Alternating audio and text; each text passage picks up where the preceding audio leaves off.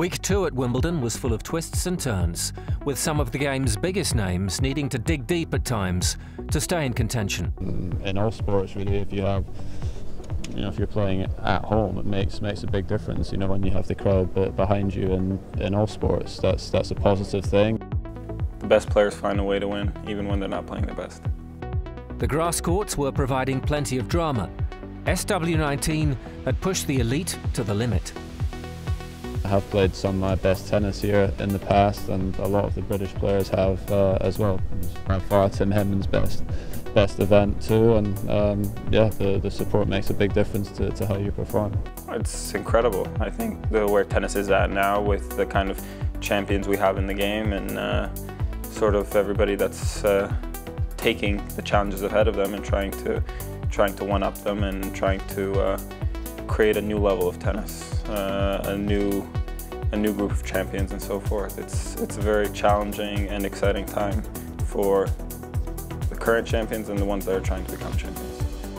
With the spotlight intensifying, the longer you last in a tournament, the more you find out about yourself. Certainly when you're playing in a Grand Slam, it's obviously a 2-week event, so there's a big build-up of momentum, and for me, lucky enough playing at Wimbledon, it was it was a home game, and the support that I had was absolutely phenomenal throughout my whole career. Generally, it's the serious end of business. The big matches, they're all going to be on centre court, #1 court. That's when the big players get down to business. I think it's a question of getting through the first week, and then it's real time for business second week.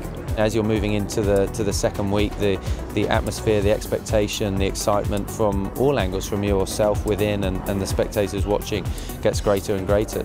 One man entering new territory was Milos Raonic. The 25-year-old Canadian was through to his first ever Grand Slam final.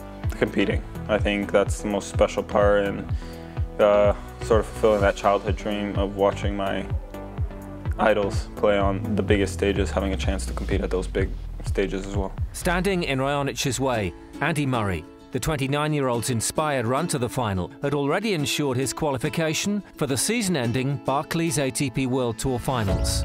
His form the last few months has been fantastic. Going from the beginning of the clay court season in Monte Carlo, from then on he did well there, then Madrid, Rome and Roland Garros, so I think it stands in good stead for this tournament. Jamie Delgado joined Andy's team early this year, helping steer Murray to his first French Open final. Jamie was a very successful player in his own right, of course, and he joined Andy's team just before the start of the clay season. He did a very good job in his first coaching appointment with Gilles Muller. A former player himself, Coach Delgado has huge admiration for Murray's fighting spirit. He obviously hates losing and loves that competition, and so often it gets him through when matches get tight, or he's down, or it gets him through, and it's a huge plus to his game. But he's obviously on top of that, a great player, a big talent, and can play all the shots.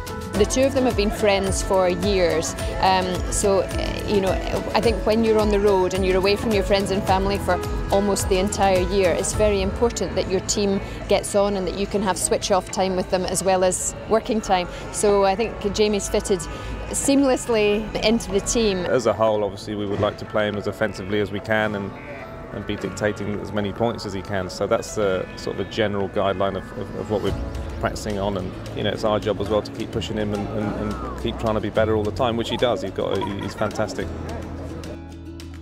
Delgado's impact has been impressive, and Team Murray is looking even stronger with the return of Ivan Lendl. I think the signs are good that Jamie Delgado will become a very successful coach. He will benefit enormously, I think, from Lendl's approach as well. Lendl brings a different dimension. He came on the Tuesday of Queens, and he knew the rest of the team, the physical trainers, the physios. He's known them all from his last time that he worked with Andy, so I think that has helped everyone. Murray versus Raonic for the 2016 Wimbledon title. Now it was down to the players. In terms of tactics or strategy, he's got the talent to be able to do everything you ask him to do, so it's a pleasure to work with him because he's always striving to be the best he can. We're hoping that we've prepared him well and he can play well.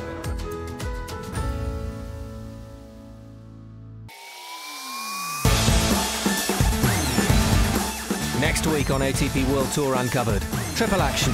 We're in Bastard, Hamburg and Newport.